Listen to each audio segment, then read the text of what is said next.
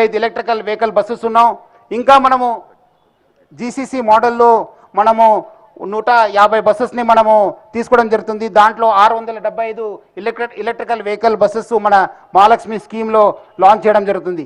So ఇట్లా మనము వచ్చే రోజు కూడా మనము ప్రభుత్వం సహకారంతో ఇంకా మనం బస్ కొనాలనుకున్నాను. I request the honourable CM and the deputy CM and the honourable minister for transport to please allot us funds to purchase 2106 buses which we have already projected in this budget. అదేవిధంగా మనము మన employees కోసము ప్రజల కోసం కూడా అనేక initiative తీసుకోవడం జరిగింది సార్. ఒక సంతోషకరం విషయం అంటే గత 2 సంవత్సరంలో మన సిబ్బందికి యాజమాన్యం ఫస్ట్ డేనే మనం జీతం ఇవ్వడం జరుగుతుంది సార్. అంతకుముందు చాలా రోజు తర్వాత జీతం వచ్చేది, ఇప్పుడు యాజమాన్యం తీసుకున్న తర్వాత ఫస్ట్ డేకే మనము జీతం ఇవ్వడం జరుగుతుంది.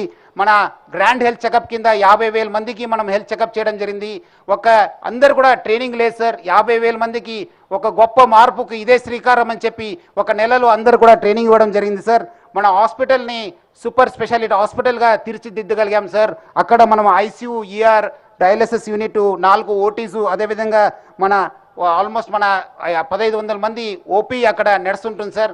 ఈ స్కీమ్ మన అక్కడ హాస్పిటల్ కూడా మన పేరెంట్స్ కూడా మనము ఈ ట్రీట్మెంట్ కూడా ఎక్స్టెండ్ చేయడం జరిగింది. అంతకుముందు రెఫరల్ కాస్ట్ 6 కోట్ల రూపాయలు ఉంటే అది మనము 1.5 కోటికి మనము తగ్గించగలిగాం సార్. ఇది మన యాజమాన్యానికి బాగా అంటే బాగా సేవింగ్ కావడం జరిగింది.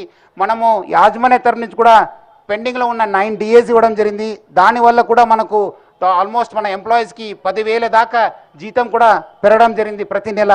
అదేవిధంగా పబ్లిక్ కోసము మనము ఫ్రీ టాయిలెట్స్ ఇవ్వడం జరిగింది సార్.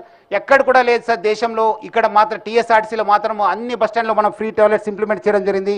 డ్రింకింగ్ వాటర్ ఫెసిలిటీ, మనము ఫ్యాన్స్, లైటింగు దాదాపు 250 కోట్ల రూపాయల దాకా మనము ఖర్చు చేయడం జరిగింది. అదేవిధంగా డెఫినెట్లీ మహాలక్ష్మి స్కీమ్ వచ్చిన తర్వాత